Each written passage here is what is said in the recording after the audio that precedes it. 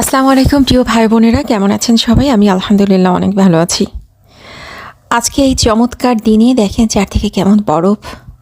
গাছগুলোর গায়ে এক ফোঁটা পাতা নেই, সমস্ত সবুজ ছড়িয়ে সে ঠায় দাঁড়িয়ে আছে নির্ভার হয়ে।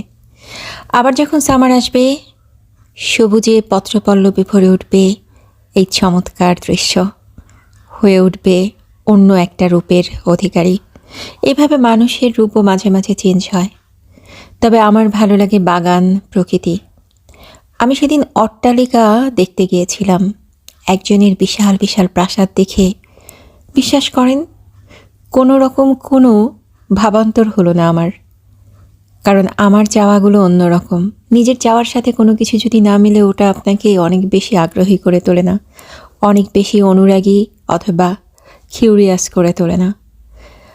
আমার মধ্যে কিউরিয়াসিটি জায়গায় প্রকৃতি, যা সরাসরি আল্লাহ কর্তৃক। আমার ঘরটা ছোট্ট হোক, যেটাকে পরিচ্ছন্ন করতে আমার সময় কম লাগুক, কিন্তু আকাশটা থাকবে বিশাল, যার অংশীদার আমি কিন্তু মালিক আমি নই। বাগানটা থাকবে বিশাল, সেখানে অনেক পাখি আসবে। আমার খাঁচায় কোনো বন্দি পাখি নেই, আমার নিজস্ব কোনো বাগান নেই, কিন্তু আমার জন্য আছে অনেক বাগান, যেখানে আমি অনায়াসে ঘুরে বেড়াতে পারি, যেখানে পাখির কিচিরমিচির শুনতে পারি। আমার খাঁচার বন্দি পাখির কিচিরমিচির না, বাগানের কিচিরমিচির। সব কিছুর অধিকার নিজের আয়ত্তে থাকতে হবে এমন কেন ভাবি আমরা? আমার অধিকারের বাইরে যা কিছু আছে তাই বেশি আমি উপভোগ করি। আপনারা হিসাব মিলিয়ে দেখবেন, আপনার নিজের অধিকারে যা আছে তা কিন্তু পরিপূর্ণভাবে উপভোগ করতে পারেন না।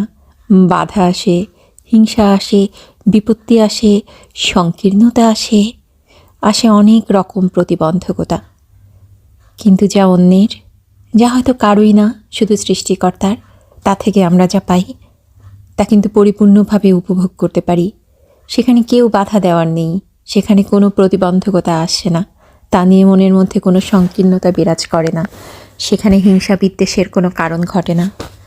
তাই নিজের ঘরকে বড় করে দেখতে চাই না, দেখতে চাই অরণ্য, বাইরের জগৎ, আকাশ, প্রকৃতি, যা কিছু সুন্দর সব কিছুকে অনেক আপন করে।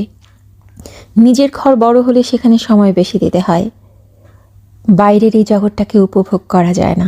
মহান আল্লাহ রাব্বুল আলামিন আমাদের যা কিছু দিয়েছেন তা আমাদের নিজেদের করতে গিয়ে আমরা অনেক সময় নষ্ট করে ফেলি, আর তার পেছনে আমরা অনর্থক ছুটে চলি, আমাদের জীবনটাকে অনর্থক করে তুলি।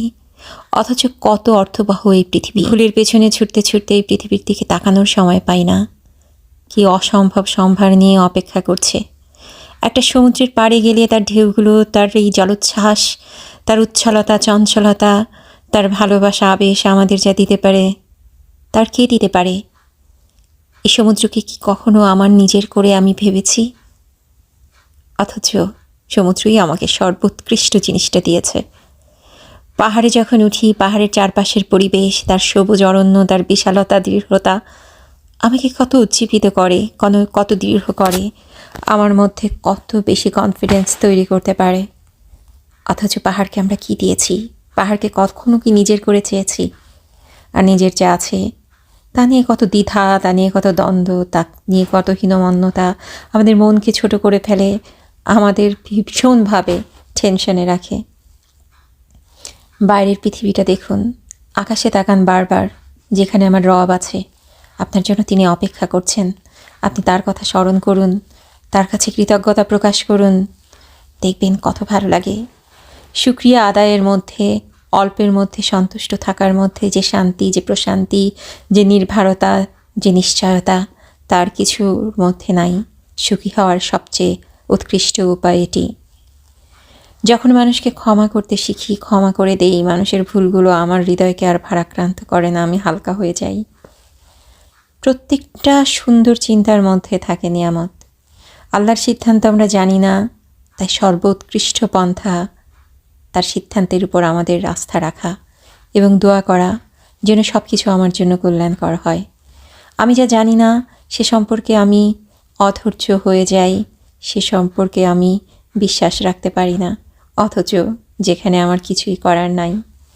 তাই অদেখা কিছু, অজানা কিছু, অজ্ঞানতার কিছু হলে আসুন ধৈর্য ধারণ করি, অপেক্ষা করি, শিখি, শিখাই, সুন্দরকে উপভোগ করি।